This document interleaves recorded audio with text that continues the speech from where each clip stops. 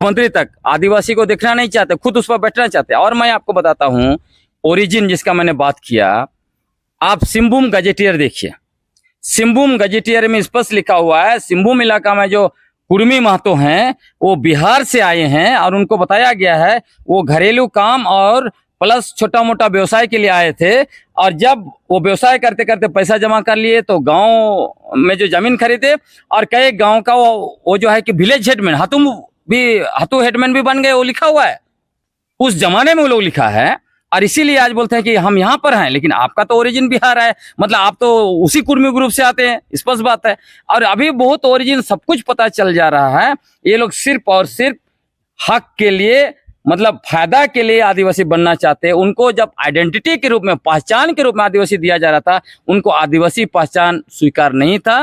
वो लोग को लगता था आदिवासी होना नीचता है, नीच जाति हैं ये लोग, इसीलिए कोल कुकुराज भी बोलते हैं ये लोग। और इनके बारे में आपको मैं बताता हूं, एक जगह लिखा गया कोल कुर्मी, एकदम भारी विरोध किए इन लोगों ने। इसीलिए तो वो कहा कि नहीं नहीं नहीं, आप लोग कोल कुर्मी लिखते हैं हम लोग कोल हैं जी।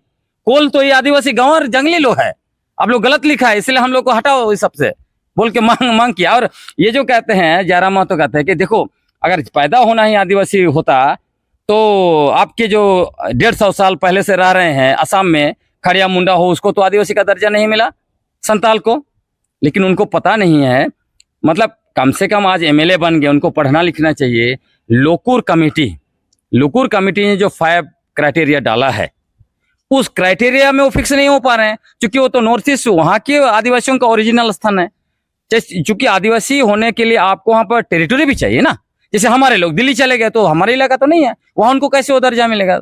बात यहाँ पर यह है। तो 5 क्राइटेरिया, जिसमें पहला प्रिमिटिव ट्रेड का 2 रूट है। एक तो हंटिंग और गैदरिंग जो हमारे पूर्वज करते थे, दूसरा एनिमिज्म बोलते हैं, प्राकृतिक पूजक।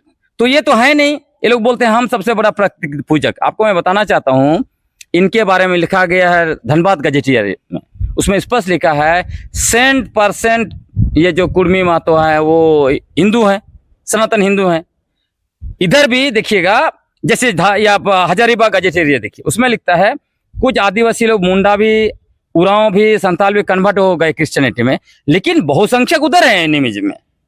ये इनको समझ में नहीं आता है। वो कहते हैं यार, और इसीलिए ये जो लोकुर कमेटी का जो क्या प्रिमिटिव ट्रेड में इनका नहीं आ रहा है। दूसरा, इसमें जो स्पेशल मतलब कल्चर का बात है ना, डिस्टिंग्विश कल्चर का बात, वो भी उनके पास नहीं दिखाई पड़ता है।